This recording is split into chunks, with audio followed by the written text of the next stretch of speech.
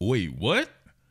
Todd Monken is going to the Baltimore Ravens as the offensive coordinator, leaving the University of Georgia and being replaced by one Mike Bobo? That's hard. That's hard on both levels. I believe both teams can benefit from this. Obviously, this is Georgia content right here, so I know my Baltimore Ravens people will be tuning in because I've been doing Baltimore Ravens stuff. But those of you tune in, Todd Monken should be very good for the Baltimore Ravens team. Very flexible in how he approaches the game. The run scheme should be very good, no doubt about that. But he will work in a lot of spread elements. He will pretty much do whatever it takes to win ball games. And I think the same about Mike Bobo. Listen, to be honest with you, it does not matter who is the offensive coordinator at the University of Georgia. I've said this before. Kirby Smart is the offensive coordinator at the University of Georgia. If y'all go back to the when Todd Monken, or before he was hired, I think I did something on him when he was rumored or something like that. I said that his spread game drawing would be hard, right? But if you look at his offenses previously to what he did at the University of Georgia, you can tell Kirby Smart's influence. You can tell Kirby Smart's influence on James Coley, who I had did something on previously when I covered the University of Miami. His shit looked a lot like how Kirby Smart would want it to look, and not too dissimilar from what Todd Monken was doing, right? So Georgia, Mike Bobo, he's a line of scrimmage coach. He likes to work in the tight ends. He likes to really run the ball. He's got some pretty creative run schemes himself. As a matter of fact, we can take a look at a couple of plays here. I wasn't prepared for this, so I have some stuff to do, so I got a couple of plays here that we can look at. I may go into a deeper dive, but probably not, man. Just probably wait till the spring game to really see what's going on. I've learned enough of these OC changes, especially in college football, that if you have a guy like Coach Smart, who is a tried and true coach, period, he's going to make you do what he wants you to do, and there's nothing you can do about it. So we can look at this all we want. This obviously is some stuff that he would try to pitch to Coach Smart. I like this kind of stuff right here. I just want you to take note of just like the personnel, the formations and stuff, not the results, right? Georgia's offensive personnel is just a lot better than Auburn's, especially going against Georgia's defense 2021 season right here when they faced Georgia. Now, see the splits here? You see that kind of spread game split, John, going right here? You're not really post to post or bowling pin up, right? A little bit more spread, trying to get these guys spread out and create those type of gap lanes there. You see pretty much them optioning off of your man Nolan Smith here.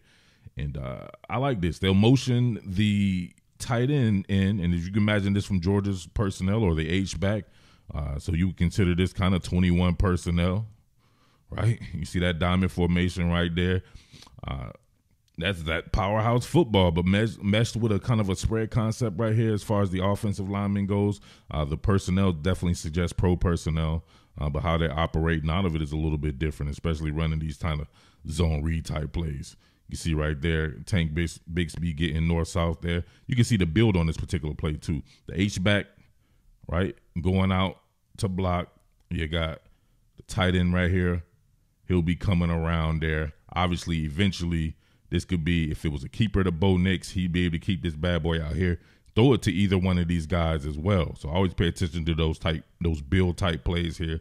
But on this one, he decides to give it to Tank Bixby because you can see Nolan Smith holding his ground, right? The stand your ground law right here.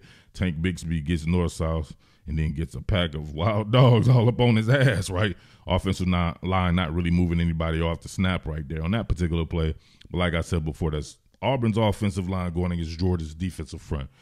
Don't pay attention to anything like that, just how the play is derived. Got a counter OH here, so to be working that gap scheme, you get that counter action here by Sean Shivers, pulling both the guard and pulling that H back right here, counter OH. You can see how Georgia plays it, but you can see how it's navigated, and just always imagine it with Georgia's personnel, with your personnel going in there. Look at that. Boom, bang, hitting up in there. Shivers with a little bit of a Duco-lax moment there. Chris Smith coming downhill right here, my boy. Oh, that boy is cold. Absolutely cold. My number one safety in the draft right there, but I digress. Now look, kind of action right here, pulling both those cats right. I don't know exactly how they would run this, but I would feel like if they had it right there and maybe with this being muddy right here, I don't know if you search for the first thing smoking there, if there's nobody else on the edge, if the H-back would have bent it up here and had Sean Shivers been able to work, you might have a different story right there. So not sure how that personnel would work there, but you can see right here, besides the Duco-lax moment there, they were trying to get physical, a very physical Georgia team. Damn, that's hard. Chris Smith, he hitting like Lewis Singh right here. Think about that. And looking at some of these plays right here, like I said before, I have no clue how this will turn out. None of that there at all there. But just looking at this makes me wonder how Brock Vandagriff would actually look in this style of offense from Mike Bobo opposed to Carson Beck. If you see here, you get another one of these option type plays. You'll see the tight end right here angling off. You get Sean Shivers here. He's getting to the edge with the running back here, and he's walling that off there. You'll see the option on the edge player here, and he'll actually hand this off out of this pistol formation right here to Tank Bigsby, who gets a field, gets tackled. But had he kept it, right, where's that right there? Had he kept that bad boy, he has himself a tonal right here, and he might be 88 and out the gate right there instead of getting 86 like Tank Bixby did right here. Check it out. Nothing. I don't believe he should have. I don't believe he should have handed that one off right there. If he's reading this one right here, it's hard to say. Georgia does a good job of slow playing these things right here. But if he would have kept it himself, tried to get to the edge right here, you can see the edge player is already sealed off by this H-back. He just has to get outside there, he being Bo Nix, and you can see all that airspace and opportunity right there. That would have been hard. So Brock Vandagriff with the type of legs that he has in a kind of small ball, pseudo West Coast offense type principles that are in there from Mike Bobo in the passing game, I can see Vandagriff being in play, no doubt about that. So that's something to think about there. I did the Carson Beck joint right there, and I wasn't even thinking that Todd Monken would actually leave the University of Georgia for another offensive coordinator position, but it just looked like he wanted to leave college football, probably tired of recruiting and stuff like that. I would have to imagine to take you can't call it a lateral job because there's only 32 NFL teams there, but I would think he would leave for a head coaching position. If he's at Georgia, the next step to me should be head coach at a college program at the very least. Contract and expand. He's on that John too. I love this John right here. You see Tank Bixby with the tap sweep there, but you'll see this cross formation, right? Working with that kinetic motion and some of that split flow action to really get the eyes out there dancing, baby. Look at it. Oh, eyes out there twerking. You don't know what's going on. You don't know what's going on right there. There's a lot of shit to be worried about if you're worried about your keys right there. Get your eyes twerking. Looks like it could be possibly a handoff here. Who's that? To Shivers. But he tossed that bad boy forward right there. And obviously if he had dropped this or something like that, it wouldn't be a fumble. It would be a forward pass. So that's always a good thing right there. But you can see frozen in motion right here. Edge player. Looks like Trayvon Walker there. Then, Lewis Singh runs it down there. But I like the creativity of this type of play right here. Mike Bobo definitely was getting his creativity on, where before a lot of people used to say that he was basic. Nah, right? Obviously I'm not a Georgia fan by any stretch of the imagination, right? But I've covered Georgia long enough did I cover Georgia when Mike Bobo was in town or something? I don't know. But I know the feeling around. I'm pretty sure most people don't like this, I would think. All right, they think he's basic Bobo or whatever like that. You don't need all the bells and whistles. I didn't think Todd Monken was just super creative, right? He's not Lincoln Riley or anything out there.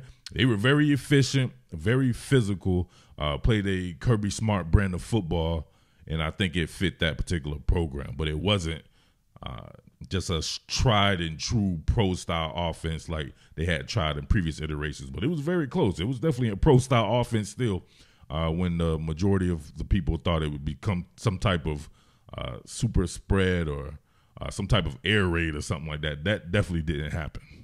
You work that between the pipes run game enough, you'll get some chances out there on the edge. I think that's something that Georgia did very well last year. This could have been a huge gainer right here, but he's throwing the ball to your boy Demetrius Robertson here, and look at that. Oh, he was outflanked. You seen people crashing extremely hard. Look at the flow right here. They flowing down hard, crashing that bad boy. I like the fact that it was a forward pass, like I said before. So if it's forward pass, you lead him into it. He drops it there, and it's just an incomplete pass. You can see people out here doing work though. In the wide receiver blocking game right here. You know how Georgia gets down with the blocking on the outside, so he'll contract and expand, get it out to the edges there, and he'll go vert and everything. But listen, your boy pressed for time here, so I'm gonna have to come back, man. Maybe I can get into some of the passing concepts. I just really wanted to get my thoughts out there on this. I don't think it's a bad move at all, right? I don't think it's a bad consolation prize because he's going to be very similar to Todd Monken. You might not notice much of anything, especially with him having access to Todd Monken's playbook last year. I imagine that Coach Smart has a copy of that bad boy, and they're going to keep a lot of the same verbiage. You would have to imagine that Bobo would have to learn the verbiage that they've been running for the past 3 seasons or something like that Todd Monken was in town. So it could be a smooth, seamless transition of power right there, and you can see how it goes from there. But we will really see in the spring game and see what's going on. They're going to be pretty vanilla there as well. So it really ain't going to really know until they kick that ball off. But I imagine you won't see much of a difference there. So that's just my take on it. You take it for what it's worth. It's your boy, Mid-Atlantic Murph. As always, thank you. Make sure you hit that thanks button. Tip your waiter because you know I'll be bringing that hibachi, baby. All right? Salute.